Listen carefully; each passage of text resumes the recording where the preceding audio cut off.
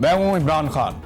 अपना पसंदीदा शो देखने के लिए हमारा YouTube चैनल सब्सक्राइब करें और बर वक्त मालूमात के हुसूल के लिए बेल आइकन प्रेस करें।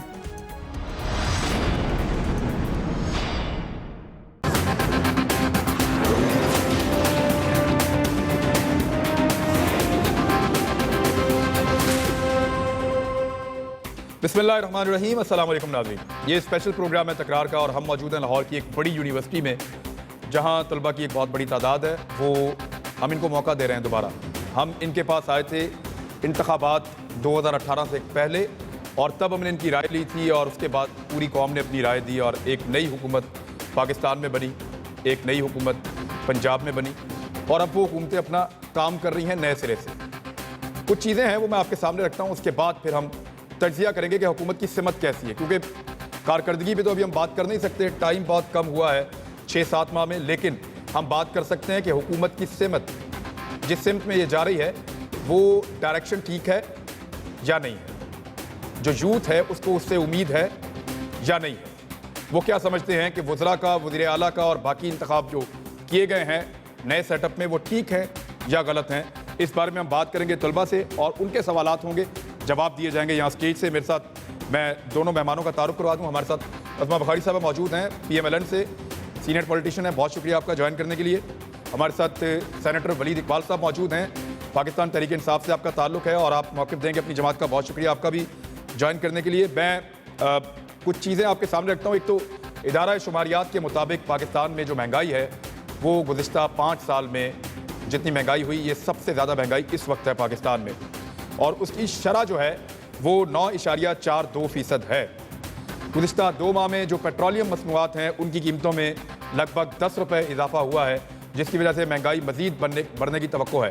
गैस की कीमतें आपके सामने हैं, बिजली की कीमतें आपके सामने हैं। 2 बजट ये हुकूमत आने के बाद अब तक पेश कर चुकी है, अभी फिर एक बजट पेश करेगी। तो किस किस्म की माशी इस्लाहात ये हुकूमत ला सकती है, उस पर भी हम बात करेंगे। पार्टी के अंदर रस्साकशी चल रही है तरीन साहब का और एक फैक्टर है शाह महमूद कुरैशी साहब का, तो वो मामला है। स्टूडेंट अगर बात करना चाहें तो उस पर बात कर सकते हैं। तब्दीली जिसका कहा गया था कि ये हुकूमत लेकर आएगी, उससे कितनी उम्मीद मिली है इन नौजवानों को कि वो तब्दीली की तरफ अब ये हुकूमत गामजन है।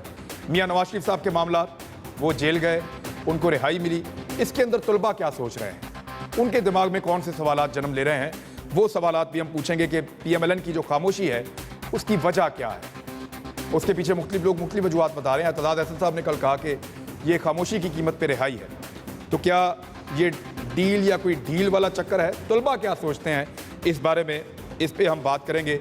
1 करोड़ नौकरी और 50 लाख घर, ये एक बड़ा वादा है इमरान खान साहब का, क्या वो उसको पूरा करने की तरफ जा रहे हैं या उसको पूरा कर पाएंगे? ये बहुत सारे सवालात होंगे जो हम पूछेंगे। मैं यहाँ आपसे कोई सवाल नहीं करूँगा, पहला सवाल भी हम वहीं से लेंगे ताकि जो तलबा है उनको बिला तातुल मौका मिले कि वो अपनी बात पहुँचाएँ। अस्सलाम वालेकुम। मेरा ये सवाल है कि इमरान खान ने हुकूमत में आने से पहले बहुत दावे किए और मुझे लगता है उसी दावों की वजह से अवाम ने उन्हें वोट दिए, पर अवाम, गरीब अवाम ये चाहती है कि उसके लिए रोटी, चीनी और आटा सस्ता हो, जबकि हम एक 30 रुपये वाली चीज़ पे 15 रुपये टैक्स दे रहे हैं। तो हमें क्या फ़ायदा हुआ इनको हुकूमत में लाने का? जी वलीद इकबाल साहब, वो वही बात करिए, महंगाई, इकॉनमी। इमरान खान साहब ने बहुत बड़े बड़े ख्वाब दिखाए, अब वो ख्वाब टूट रहे हैं उनके। देखें जी, इस बात का एतराफ़ वज़ीर ख़ज़ाना भी कर चुके हैं कि जी महंगाई आई है, और एक और बात उससे साथ ही उन्होंने की है कि आप दोनों मरतबा जो पीछे इलेक्शन और 5-5 साल पीछे जाएं, 2013 में इलेक्शन हुए, 2018 में इलेक्शन हुए, उस वक्त का डेटा भी आप निकाल लें और उस वक्त की फुटेज देख लें। अगर प्रोग्राम्स पे लोग बात कर रहे थे तो 8 के ऊपर नई हुकूमत आने के वक्त भी महंगाई हुई और 13 में भी जब नई हुकूमत आई उस वक्त भी महंगाई हुई। और इस वक्त ख़ासकर जो प्रेशर आया है प्राइसेस के ऊपर, अपवर्ड प्रेशर, वो डॉलर और रुपए की शरह की वजह से आया, इसको भी सब लोग मानते हैं। और उसके बारे में भी लोगों को इस बात का अंदाज़ा होना चाहिए कि मसनूई सतह पर उसको बहुत देर रखा गया पिछली हुकूमत के अंदर, और वो ख़ासकर इसहाक डार साहब जब वज़ीर ख़ज़ाना थे, उनके बाद में आने वाले वज़ीर आज़म और वज़ीर ख़ज़ाना मिफ्ता इस्माइल और शाहिद खाकान अब्बासी दोनों ये कहते रहे कि रुपया जो है वो ओवर वैल्यूड है, उसको ठीक वैल्यू पे आ जाना चाहिए। और प्लीज़ गौर कीजिए, अगर आज या डॉलर 142 143 का है तो 105 से 127 वो PMLN के दौर में गया था और आखिरी एक साल में गया था, और वो 127 से अभी तक 10-15% का उसमें हमारे दौर में आया है। उतना ही या उससे थोड़ा सा ज़्यादा जो है वो PMLN के दौर में आया है। और यस, एक चीज़ मैं आखिरी जो इसमें जवाब दूंगा कि 2 साल सख्ती के होंगे, और मैं उसकी वजह भी बयान कर दूं क्या है। क्योंकि पिछली दोनों हुकूमतों ने और ख़ासकर PMLN की गवर्नमेंट ने एक चीज़ नहीं की, जो वो ये थी कि उनके पास वो करेज और वो गट्स नहीं थी कि ऐसे फैसले करें जो ज़रूरी है मुल्क के लिए, उसको मईशत को तवाज़ुन में लाने के लिए, जिसकी वजह से उनको डर था कि उनकी पॉपुलैरिटी लूज़ हो जाएगी। इस हुकूमत को इस बात का खौफ नहीं है, वो इस मुल्क को ठीक ट्रैक पे और इस मईशत को ठीक ट्रैक पे लाना चाहती है, और उसके लिए वक्त लगेगा, और इंशाल्लाह वो ठीक ट्रैक पे आएगी तो आप देखेंगे उसके रिजवान साहब, एक सवाल मेरा है, 2 साल के बाद ये सख्ती खत्म हो जाएगी या हमें आदत पड़ जाएगी? वो 2 साल के बाद दोनों चीजें हो जाएगी। नहीं जी, इंशाल्लाह जी, इंशाल्लाह हमारी इकॉनमी बहुत ज़्यादा मजबूत और तरक्की की राह पे गामज़न। जी क्विकली। एक तो फिर मुझे थोड़ा सा फिर हकायक की तस्दीक करनी पड़ेगी। PMLN के पहले दौर में जब पहला साल था, उसमें अदारा शुमारियात के मुताबिक, मैं अपनी बातें कोट नहीं कर रही, उस वक्त महंगाई 5% थी। जब पीपल्स पार्टी की गवर्नमेंट आई 7 थी। अल्लाह के फजल से इनके 8 महीने में 9.4% पे पहुँच गई, और इदारा शुमारियात ने खुद कहा है कि ये 5 साल की बुलंद तरीन सतह है। सो इसलिए थोड़ा सा हकायक जो है, और ये जो गट्स थे ना जो हम में नहीं थे, तो बराए मेहरबानी वो गट्स का इस्तेमाल करें। मुझे बताएं कौन से इदारे में कारकर्दगी बेहतर की आपने, कौन से इदारे की पॉलिसी दी है अभी तक आपने, किस इदारे को दुरुस्त करने की बात की, और इनको कोई गन पॉइंट पे लेके नहीं आया था। ये बहुत डेस्परेट थे हुकूमत में आने के लिए, और आपने कहा था हमारी टीम भी मौजूद है, पॉलिसियाँ भी तैयार हैं, बस मैं आऊँगा और ऊपर से पैसों की बारिश होगी। चूँकि लीडर करप्ट हो, लोग टैक्स नहीं देते, और आज आलम यह है कि FBR की रिपोर्ट के मुताबिक 2.5 लाख कम गोशवारे जमा हुए हैं, और जो हमने जो रिकवरी का ये जो असेसमेंट थी इनकम टैक्स इकट्ठी करने की, उसमें बहुत बड़ा शॉर्टफॉल है। सो इसलिए ये जो बहुत वो बड़ा था ना, मैं बहुत नेक ईमानदार हूँ और लोग मेरे पे पैसे फेंकेंगे चंदा देने में और मुल्क चलाने में फ़र्क होता है। ठीक है जी, नेक्स्ट माइक दें ना जी। मेरा क्वेश्चन वलीद इकबाल साहब से है। आपने वज़ीर आला पंजाब बनाया उस्मान बुज़दार, आप उस्मान बुज़दार का कंपैरिजन शहबाज शरीफ से करते हैं। शहबाज शरीफ ने मोटरवे बनाए, शहबाज शरीफ ने क्या क्या नहीं किया आप मुझे बताएं। इंफ्रास्ट्रक्चर देखें आप पंजाब का, और उस्मान बुज़दार एक आपने ला के सामने पे दे दिया एक बड़े सूबे का, पूरे पाकिस्तान का सबसे बड़ा सूबा। आप क्या समझते हैं कि आपकी गवर्नमेंट ने ये कोई अच्छा इकदाम किया? आपको पूरे पंजाब में कोई एक ऐसा MP नहीं मिला था जो उस्मान बुज़दार से बेहतर होता, जो शहबाज शरीफ को कम्पीट कर सकता। दूसरा क्वेश्चन भी सुन लें। एक बर्निंग इशू है, वो ये कि शाह महमूद कुरैशी साहब और जहांगीर तरीन साहब, आप मुझे ये बताएं, क्या सुप्रीम कोर्ट से नाअहल शख्स का वफाकी काबीना की मीटिंग्स में बैठना अखलाकी तौर पे जवाज़ बनता है? आप नून लीग को क्रिटिसाइज़ करते हैं कि नवाज शरीफ नाअहल हो गए, वो तो ठीक है नाअहल हो गए। इमरान खान साहब ने कौन सी तब्दीली दिखाई? जहांगीर तरीन साहब को हर मीटिंग में बिठाते हैं, ये कौन सा अखलाकी जवाज़ बनता है आपका? उस्मान बुज़दार साहब से आपके आने से पहले भी ये सारे स्टूडेंट्स कह रहे थे ये बड़े बेजार हैं बेचारे। और दूसरा जो कल वाला एपिसोड है, और अब तो आपकी पार्टी भी मान रही है कि तरीन साहब नायल भी हैं लेकिन मीटिंग्स भी लेते हैं। अच्छा, अब मैं एक्चुअली ये साउंड का कोई मसला है जिससे सारी बात समझ नहीं आती। ये दोनों बातें आप ये दोनों चीज़ें कर दी, यही दोनों चीज़ें हैं। मैंने इसीलिए कह रहे थे नहीं कि बुज़दार साहब का कोई शहबाज शरीफ साहब से मुकाबला कंपैरिजन कहते बनता ही नहीं है, बनता ही नहीं। इमरान खान साहब ने जब उस्मान बुज़दार साहब का इंतखाब किया, उनकी नामजदगी की बतौर वज़ीर आला के, तो जो उन्होंने जिन मामलात का ज़िक्र किया, आपको आई डोंट नो वो याद है कि नहीं, कि पहली बात ये कि वो पंजाब, आपने ही कहा कि पाकिस्तान का सबसे बड़ा सूबा है, तो पंजाब सिर्फ लाहौर या रावलपिंडी या बड़े शहरों पे मुश्तमिल नहीं है। पंजाब का पसमानदा तरीन इलाका जो है वो साउथ पंजाब है, और उसमें उन्होंने कहा कि ये एक पसमानदा इलाके की नुमाइंदगी करते हैं। और जनूब के बारे में हमेशा यही रहा है कि जी अगर आप तवाज़ुन देखें, प्रोपोर्शन देखें कि सारी तरक्याती काम जो है वो बड़े शहरों में पर्टिकुलरली लाहौर में होते रहे, और सारा बजट डाइवर्ट यहाँ होता रहा। यहाँ के इंफ्रास्ट्रक्चर और ट्रांसपोर्टेशन और रोड नेटवर्क के प्रोजेक्ट्स के ऊपर, और जो दूर दराज के इलाके हैं वहाँ पे कॉलेजेस और हॉस्पिटल्स और इस तरह की चीज़ों पर नहीं हुआ। वो वही वसाइल जो थे जो इस्तेमाल होने चाहिए थे। इस वजह से एक तो उनकी टेरिटरी जहाँ से वो आए, और दूसरा उनकी सादगी और उनकी सिंप्लिसिटी के ऊपर कि वो एक अच्छे नेक शख्स हैं और वो अच्छे और एहसन तरीके से इस सूबे के निज़ाम को चला सकेंगे, और इस वजह से उनका इंतखाब किया गया।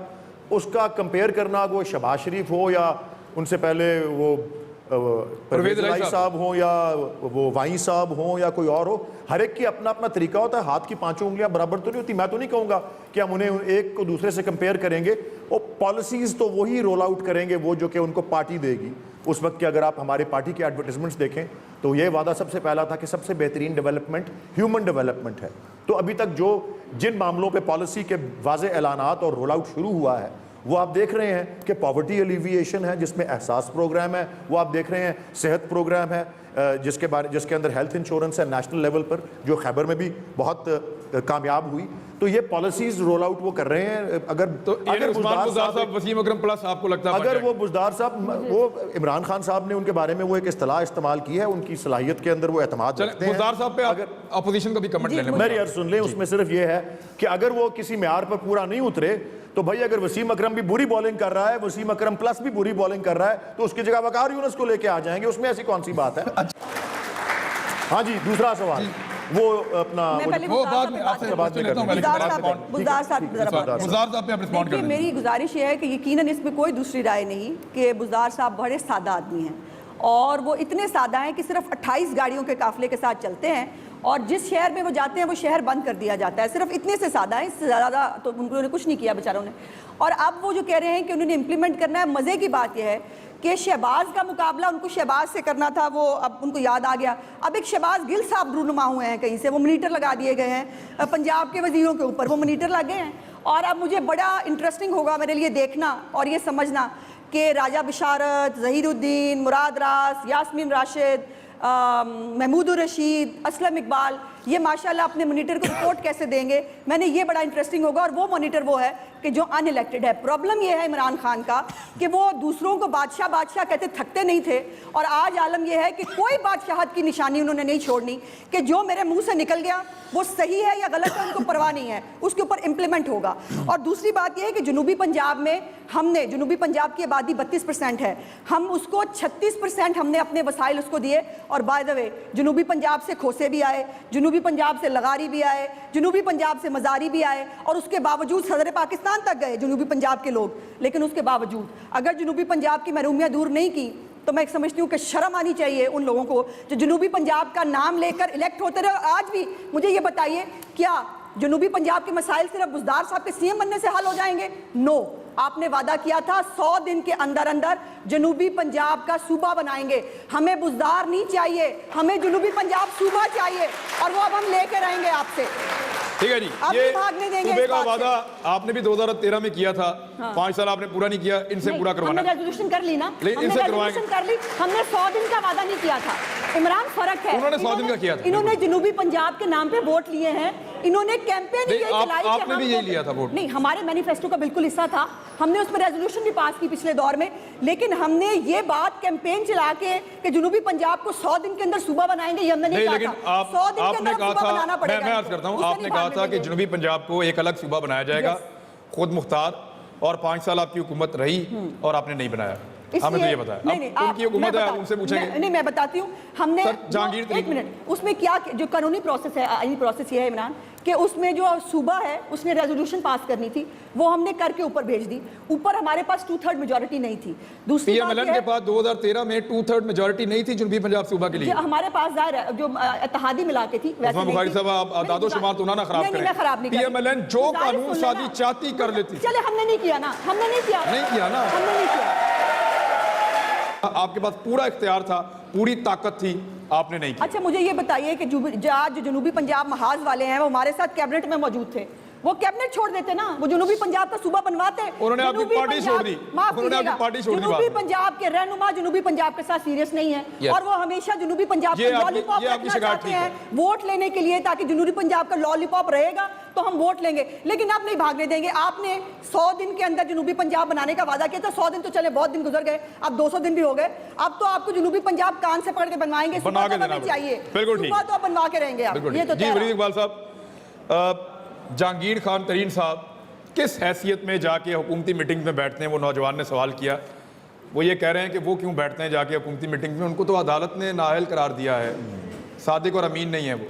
अगर वो किसी शोबे के माहिर हैं, अगर वो एग्रीकल्चर या इंडस्ट्री या मेडिसिन या किसी चीज़ पर कोई महारत या कोई तजर्बा रखते हैं और काबीना या वज़ीर आज़म ये महसूस करते हैं कि उनको बुला करके उनसे कोई इनपुट ली जा सकती है उस कैपेसिटी में, तो वो किसी अदालत के फ़ैसले की खिलाफ वर्जी नहीं है। ना उनको कोई पब्लिक ऑफिस दिया जा रहा है, ना उनको कोई पार्टी ऑफिस दिया जा रहा है।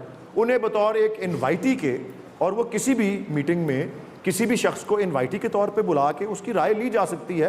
वो राय मुस्तरद भी हो सकती है, वो राय इम्प्लीमेंट भी हो सकती है, लेकिन उसकी कैपेसिटी आप देखें कि वो क्या है। वज़ीर ख़ारजा साहब से इस बात पे ज़रूर उन्होंने दो बातें की हैं, एक से मैं एग्री करता हूँ, एक से मैं डिसएग्री करता हूँ। उन्होंने कहा है कि यह तौहीन अदालत के ज़ुमरे में आता है। तौहीन अदालत तो वो चीज़ होती है कि अगर आप अदालत के हुक्म की खिलाफ वर्जी करें, कि अदालत ने कहा है कि वो कोई ओहदा पार्टी का नहीं ले सकते, कोई ओहदा सरकारी नहीं ले सकते, आप उनको वो ओहदा दे दें तो वो तौहीन अदालत के ज़ुमरे में आता है। अगर आप उनको किसी मीटिंग पे एज एन इन्वाइटी बुलाएं तो मेरे नज़दीक तो वो तौहीन अदालत के ज़ुमरे में नहीं आता। लेकिन शाह साहब ने एक और बात की है कि जी वो फिर PMLN या अपोजिशन की जो इंफॉर्मेशन सेक्रेटरी साहिबा हैं उनको जवाज़ मिलता है प्रेस कॉन्फ्रेंस करने का और इस पर एतराज़ उठाने का। उस बात से मैं एग्री करता हूँ कि इस तरह उनको ठीक है। अगला सवाल लेते हैं, लेकिन आप क्विकली रिस्पॉन्ड करते हैं। पहले तो गुजारिश ये है कि जो रूल आप हमारे लिए बनाते थे, एक तरफ कोर्ट कह रही है कि आप मेंबर नहीं हो सकते। जो मेंबर नहीं हो सकता वो कैबिनेट में आप कैसे बिठाएंगे? फिर यह है कि उसको पार्टी ओहदा भी नहीं दिया जा सकता। लेकिन यहाँ पर ये सिर्फ कैबिनेट मीटिंग में नहीं, मैं आपको ये बताना चाहती हूँ, पहली मीटिंग जो ये रिपोर्ट भी हुई, first meeting of the working group held at Prime Minister's Secretariat with Tareen as convener along with the representative public and private sector। वो कन्वीनर है टास्क फोर्स के on agriculture and life stock. तो मुझे ये बताइए कि task force के वो कन्वीनर कैसे हो सकते हैं? और ये रिपोर्ट हुई बाकायदा, इफ्तिखार दुरानी साहब ने बाकायदा इसको वो कह दिया कि मुझे मालूम नहीं है। लेकिन उसके बाद एक और मीटिंग 13 सितंबर को हुई जहां पर एक प्लान जो है वो बनाया गया कि रिवैम्प करना है लाइफ स्टॉक। सारी मीटिंग नहीं, लेकिन टोटल कितनी मीटिंग हुई है जिनमें वो अटेंड किया उन्होंने? टोटल आप बता दीजिए। ये कोई टास्क फोर्स है जो बनाई गई है। टोटल मीटिंग कितनी हेड करते हैं मुझे नहीं मालूम, उसको ये हेड करते हैं 13 सितंबर को, एग्रीकल्चर से related, agriculture and life stock. तो मुझे ये समझा दीजिए कि जो कह रहे हैं कि उनके पास कोई ओहदा नहीं है, क्या इसीलिए खान साहब बार-बार मुर्गियों का, बकरियों का जिक्र करते हैं? वो इसलिए शायद।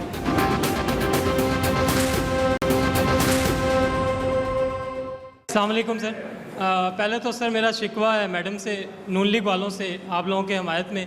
ये लोग कहते हैं इन्होंने हमारा पेशावर का मेट्रो मंसूबा कॉपी किया, ये झूठ कहते हैं।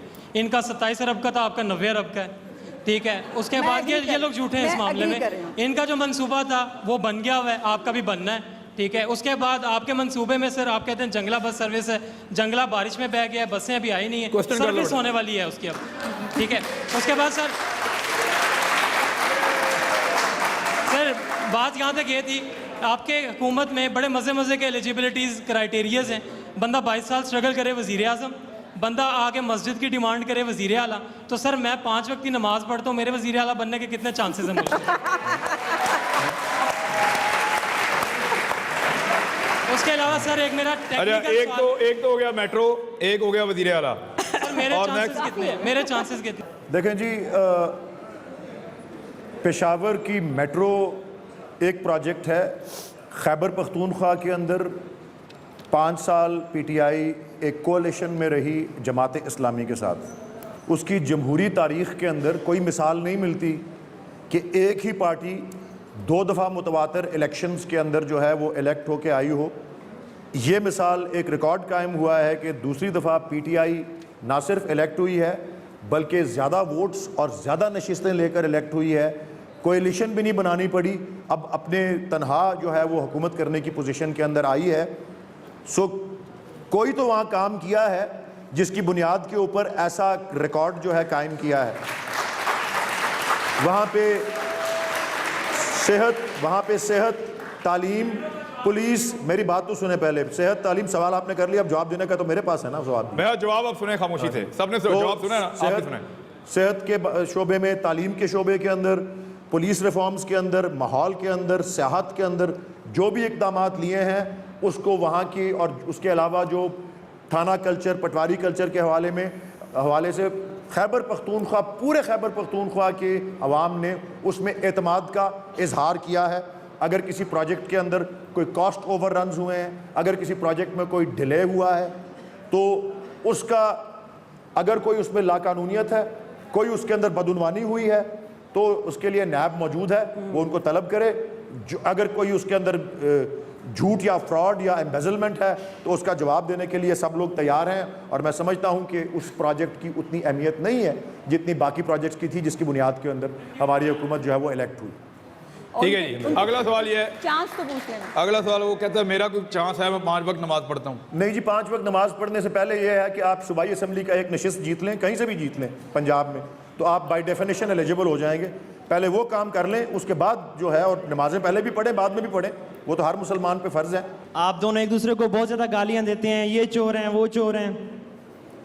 आप भी फॉरवर्ड ब्लॉग बना के आई थी, बीपी से छोड़कर नून लीग में आई थी, गालिबन नून लीग में जब भी आई थी। तो कर लो ना, किसी पे इल्जाम लगाने से पहले अपने अपने हकाइक को चेक कर लेते हैं। मैं कोई फॉरवर्ड ब्लॉग बना के नहीं आई थी। पहली बात, मैंने रिजाइन किया था मैंने अपनी पार्टी। एक मिनट, अब आप सुनेंगे। सॉरी, आपने मुझ पर जाती हमला किया है और इस तरह बेटे मैं चुप नहीं हो पाऊंगी, मैं इस तरह चुप नहीं हो पाऊंगी।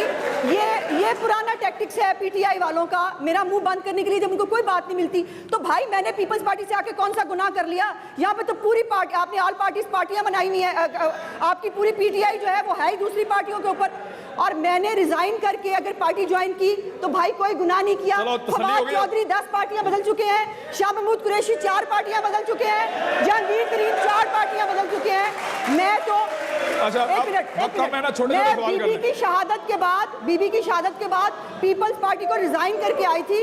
अपनी पार्टी सीट छोड़ी थी मैंने एमपीएशिप की, और उसके बाद रिजाइन दे के मैंने पार्टी ज्वाइन की। बेटा अगर आपको मेरे लिए बहुत बड़ा गुनाह लगता है ना, तो मुझसे पहले जिन्होंने 4 छोड़ी उनको फांसी दिला दो, फिर मुझे भी दिला देना।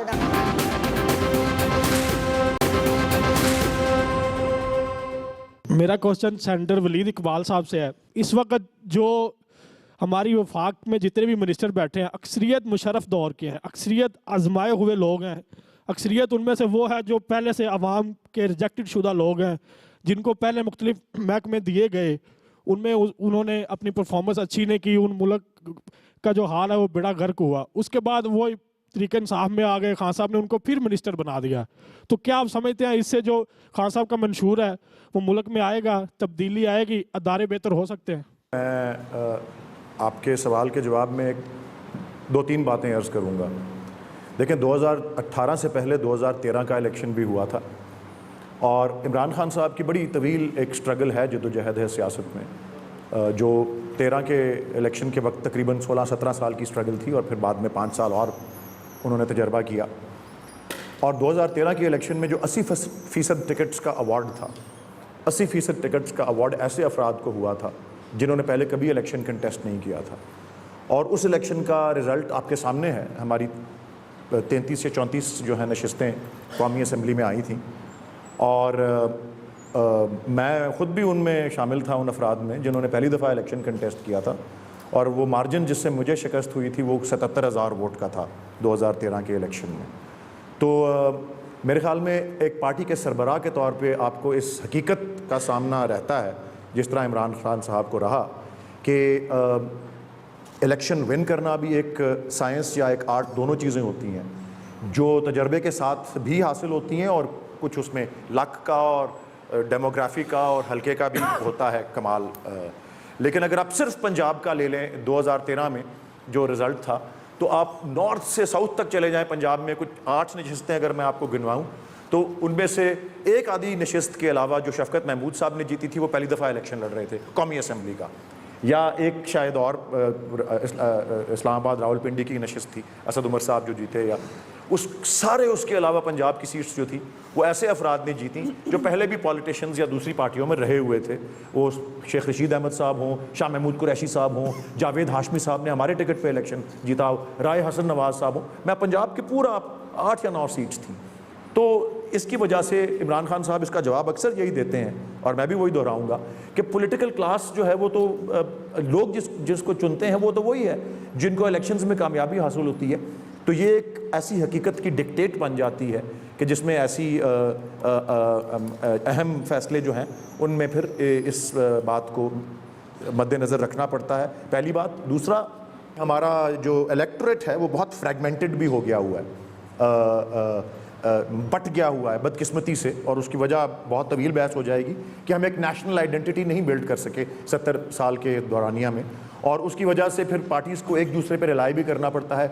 कोalition गवर्नमेंट्स बनती हैं और फिर कोalition गवर्नमेंट्स के साथियों को अकोमोडेट भी करना पड़ता है अपने डिसीजन मेकिंग बॉडीज़ के अंदर। तो ये एक इम्तजाज है, एक तवाज़ुन रखना पड़ता है ये तजर्बाकार सियासतदानों का और नए चेहरों का, और आपको दोनों नज़र आएंगे। ये ठीक है, अब इस पे रिस्पॉन्ड करना चाह रही हैं आज़मा बुखारी साहब एज़ वेल। मैं सिर्फ ये जो बातें वलीद साहब ने की हैं, आपने तो नया पाकिस्तान बनाना था और आप स्टेटस को के ख़िलाफ़ थे, और आप स्टेटस को के ख़िलाफ़ आपने नारा लगा के कहा कि हमें नया पाकिस्तान बनाना है। अब नया पाकिस्तान पुराने मिस्त्री बना रहे हैं, और जो रेशो है, मैं वलीद साहब से को गुजारिश करूँगी कि मैंने इसके ऊपर रिसर्च की है, जो 66% जो है आपकी जो फेडरल कैबिनेट है उसके अंदर पीटीआई के जो लोग नहीं हैं और बाकी पीटीआई के हैं, और माशाल्लाह जो हमारी यहाँ पर पंजाब की कैबिनेट है वहाँ पे 80% लोग पीटीआई के नहीं हैं, 20% लोग सिर्फ पीटीआई के हैं जो इस कैबिनेट में मौजूद है। सो इसलिए ये अब मेरा ख्याल है कि यहाँ पे भी यू टर्न ले लें, अब नया पाकिस्तान ना कहा करें और ये मत कहा करें कि मैं स्टेटस को के खिलाफ हूँ।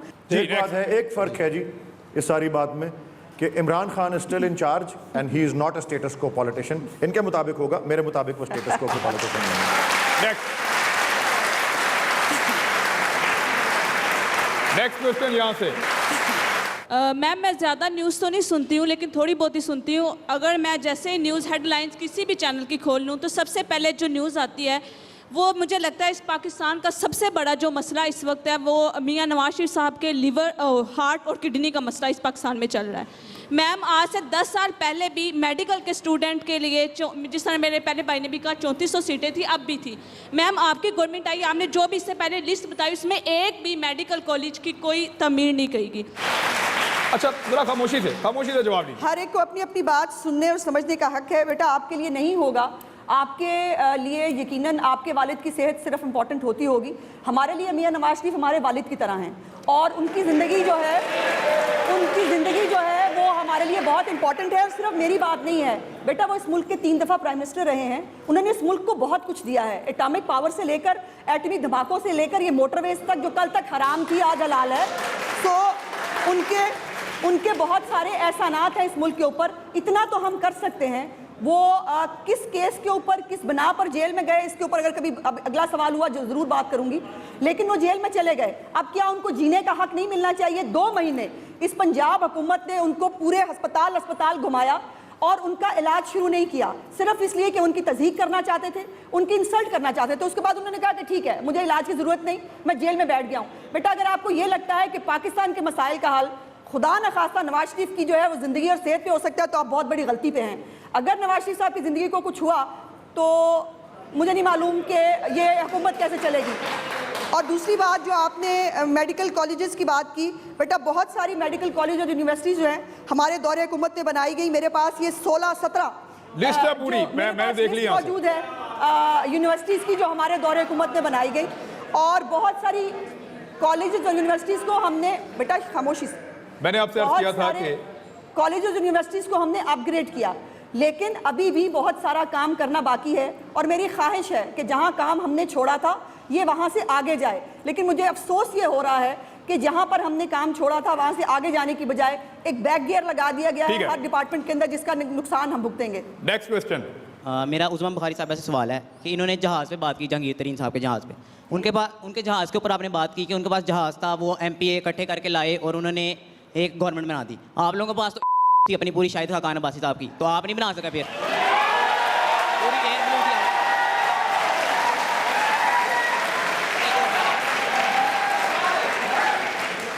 एक और मेरा क्वेश्चन है कि आप लोग हम पे इल्ज़ाम लगाते हैं कि हम इस्टेब्लिशमेंट के जरिए हुकूमत में आए हैं, तो मुझे एक आप मासूमाना सवाल का जवाब दे दें कि आप लोग क्या CSS का पेपर दे के आते रहे हैं? वो कह रहे हैं कि अगर ये इस्टेब्लिशमेंट के साथ आए हैं तो आप कैसे आते रहे हुकूमत में? ठीक है, बैठ जाओ बेटा। पहली तो बात यह है कि बेटा कमर्शियल फ्लाइट है और वो कमर्शियली यूज़ होती है। जहांगीर तरीन साहब का जेट जो है वो ख़ास मुहिम के लिए और मिशन के लिए इस्तेमाल हुआ, और उस मिशन और मुहिम के लिए जो है वो बीच में जो बक्से रख के ले जाए गए और ख़ास तौर पे उस मुहिम के पीछे कुछ टेलीफोन्स भी थे जिसके ऊपर अगर लाहौर आ रहे थे ना जो लोग, उनको फ़ोन किया जाता था कि भाई सीधे बनीगाला जाना, लाहौर आने की जरूरत ना करना।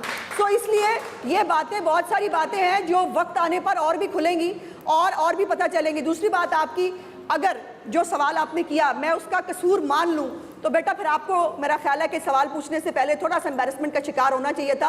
हम तो रिवायती पाकिस्तान की पुरानी पार्टियां थी ना, अगर इनको भी जो मुजस्सम तब्दीली हैं, अगर उनको भी इसी तरह इनके कंधों में बैठ के आना था और वो फिर आज मुझसे ये बात मत करें कि ये वोट की ताकत से आए हैं, ये मत करें ये अवाम की ताकत से आए हैं, फिर ये जिनकी ताकत से आए हैं फिर उसको एक्सेप्ट करें और माने कि ये उन्हीं की ताकत से आए हैं और उन्हीं की ताकत से आ सकते थे। एक नुक्ता मेरा छोटा सा, मेरी गुजारिश ये है कि आज तक मियां नवाज शरीफ ने या जरदारी साहब ने या बेनज़ीर साहिबा ने नहीं माना कि वो एस्टेब्लिशमेंट के कंधों पे सवार होके आए, ये क्यों मान लें? नहीं, देखिए मेरी गुजारिश ये है कि इस्टेब्लिशमेंट का रोल बिल्कुल है पाकिस्तान की पॉलिटिक्स में और वो हर दौर में होता रहा है, मुझे ये मानने में कोई आर नहीं। मैं भी इस पाकिस्तान की पॉलिटिक्स में जो हमने भी देख लिए हैं सुबह शाम, मेरी गुजारिश ये है कि हर दौर के अंदर मुदाखलत ज़रूर होती रही है, लेकिन ये मुदाखलत जो इस दौर में हुई है जिसमें पोलिंग एजेंट्स जो हैं वो कमरे से बाहर निकाल दिए गए, फॉर्म 45 किसी को मिला नहीं, कुंडियां लगा के जो है वो हुई है, ये पाकिस्तान की हिस्ट्री में कभी नहीं हुआ, ये पाकिस्तान की हिस्ट्री में कभी नहीं हुआ, ये मैं चैलेंज कर रही हूं। आपको फेवर ज्यादा मिली? कहते हमें भी मिलती थी लेकिन आपको ज्यादा मिली। हाँ जी, ये तो मान चुकी हैं जी कि ये एक रवायती सियासी जमात की नुमाइंदगी कर रही हैं। हाँ। ये 2 पार्टी सिस्टम पे बहुत नेशनल लेवल पे सियासत चलती है और बड़ा एक मुनफरिद बात होती है और आता है इस तरह मुल्कों की तारीखों में कि एक तीसरी कुव्वत आके इमर्ज करे। तो जाहिर है जी कि ये हज़म तो करना मुश्किल होगा जो 2 इस्टेब्लिश्ड बड़ी पार्टीज़ हैं उनके लिए, तो ये इल्ज़ाम तो लगाएंगे हमारे ऊपर, लेकिन ये भी देख लें आप कि भाई अब जब उसी पॉलिटिकल क्लास के साथ डील करना है तो मुकाबला किसके साथ है हमारा। अब ये छांगा मांगा का लफ्ज़ सियासत के अंदर मैं तो नहीं लेके आया था, ये 1988 में जब मियां नवाज शरीफ चीफ मिनिस्टर बने थे और बेनज़ीर भुट्टो साहिबा प्राइम मिनिस्टर बनी थी, तो ये बहुत से MPs को लेके छांगा मांगा चले गए थे और उनको बंद कर दिया था वहाँ पे ताकि आके वो अदम एतमाद ना हो सके और एतमाद का वोट ले लें। तो मैं भी नहीं जानता कोई ऐसी बात हुई कि जी किसी को बदउनवानी के ज़रिए हम पार्टी में लेके आए हों, किसी खिलाफ कानून तरीके से लेके आए हों।